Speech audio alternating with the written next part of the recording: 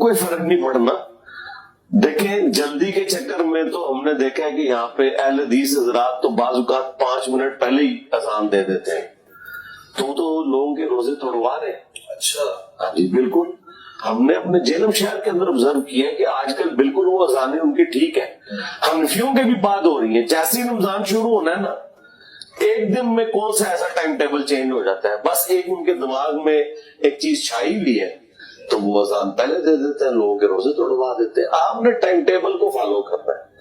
حالانکہ اہل حدیث حضرات کا سب سے بڑا ادارہ دارالاسلام پبلیکیشن ہے, ان کی اپنی ٹائمنگ کے مطابق بھی نہ 6-7 منٹ پہلے وہ غروب آفتاب کروا رہے ہوتے ہیں, اور دارالاسلام کی ٹائمنگ بالکل درست ہے. تو وہ اپنی ٹائمنگ کو بھی فالو نہیں کر رہے. وہ 1955 کے اندر کہیں انہوں نے کوئی ٹائم ٹیبل ان کے لوگوں نے اس وقت کوئی کیلکولیٹ جو لمیٹڈ سورسز کے اندر کیے, ہم ان کی نیت پہ شک نہیں کرتے, لیکن اب تو ہمیں پتہ چل چکا ہے کہ پراپر ٹائمنگ کیلکولیٹ کرنے کا طریقہ کیا ہے. تو اس کے بعد تو میرا خیال ہے کوئی گنجائش نہیں ہونی چاہیے. تو یہ افراتفری مچانا اور اس کی وجہ سے ایکسیڈنٹ کرنا کوئی ضرورت نہیں ہے.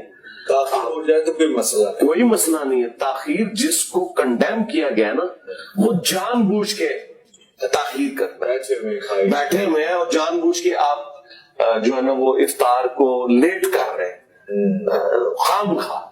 تو ظاہر ہے کہ آپ اللہ کے حکم کو توڑ رہے ہیں نا. سنت تو یہ ہے کہ آپ نے سحری جو ہے وہ لیٹ سے لیٹ کرنی ہے اور افطار جلدی سے جلدی کرنا ہے, لیکن ٹائم سے پہلے نہیں کرنا. اور اس کے پیچھے حکمت یہ ہے کہ اسلام کی ایک مینٹالٹی ہے کہ انسانیت کی جس میں بہتری ہو. بہتری تو یہی ہے نا کہ آپ کے روزے کا سپین کم ہو جائے گا, وہاں سے آپ ساری لیٹ کریں اور افطار ٹائم پہ فوراً کر لیں, تو آپ کو وہ تکلیف اور مشقت جو روزہ کی ہے وہ کم سے کم وقت کے لیے گزارنی پڑے گی. باقی اس کو جو سنی شیعہ کنفلکٹ بنا کے ایک مصیبت کھڑی کر دی ہے نا, تو یہ بالکل غلط ہے. اچھا, کچھ ریسرچر نام نہاد یہ بھی کہتے ہیں جی دین تو ایک ہی ہے, اللہ تعالیٰ نے جو وقت رکھ دیا وہ سب کے لیے یکساں ہے. مثلا حضرت عیسیٰ علیہ السلام کے زمانے میں جو روزے رکھے جاتے تھے, آج ان کی قوم یا ان سے چاہنے یا محبت کا دعویٰ کرنے والے چاند دیکھ کے افطار کر رہے ہیں. تو اصلاً تو ہمیں وہیں تک جانا چاہیے, تاخیر کرنی چاہیے, بجائے یہ کہ بالکل جب سورج اپنی کرنیں چھوڑ رہا ہو, رخصت کر رہا ہو, اس وقت الوداع نہ کریں. دیکھیں جی قرآن میں بالکل واضح ہے کہ آپ نے روزے کو مکمل کرنا ہے رات ہونے تک. اب رات کی ڈیفینیشن جو ہے وہ یہی ہے کہ غروب آفتاب کے بعد رات ہو جاتی ہے. یہ جو شام کا لفظ بولا جاتا ہے نا, وہ غروب آفتاب سے لے کے عشاء کا وقت داخل ہونے تک کو شام نہیں کہا جاتا. شام جو ہے وہ غروب آفتاب سے پہلے ہے. عصر اور مغرب کا درمیانی جو فرق ہے نا, اسے شام کہا جاتا ہے. جو لوگ وہ اہل تشیع حضرات بھی پلی لیتے ہیں نا کہ جی لیل کا لفظ ہے, تو لیل رات ہے. رات کب شروع ہوتی ہے؟ جب غروب آفتاب ہوگا.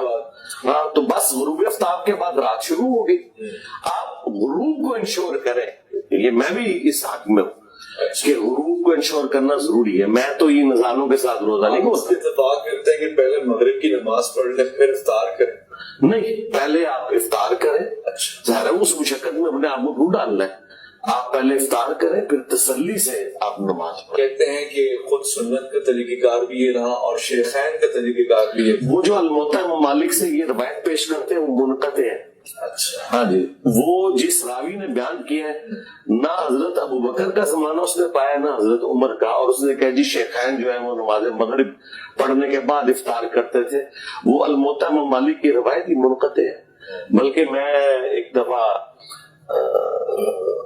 اپنے استاد کے پاس بیٹھا ہوا تھا, جو میری ایک ہی ریکارڈنگ ہے مولانا اسحاق صاحب رحمہ اللہ کے ساتھ, جو 40 کوسچنز ہیں جو 23 مارچ 2012 کو ریکارڈ ہوئے تھے. تو اس دوران انہوں نے ایک کتاب اٹھائی ہوئی ہے اور وہ اینک سے کر رہے ہیں, اور پھر وہ انہوں نے ساتھ ہی بولا کہ بھئی اینت شیخان دا زمانہ ہی نہیں پایا ہوا, ایک ہی میں کہندہ ہے. وہ یہی مسئلہ اس وقت بیان کر رہے تھے, اور یہ ویڈیو میں بھی آیا ہوا ہے. یعنی یہ جو میں کہہ رہا ہوں نا روایت منقطع ہے, تو یہ میرا صرف موقف نہیں ہے. جو علم حدیث میں ایکسپرٹیز رکھنے والے لوگ ہیں, مولانا اسحاق صاحب کے بارے میں تو کوئی نہیں کہہ سکتا نا کہ وہ کوئی سنی شیعہ کنفلکٹ سے آزاد نہیں ہوئے ہوئے تھے، یقیناً وہ آزاد تھے، وہ تو اتحاد امت میں اس دور میں اماموں میں، کیا بات ہے۔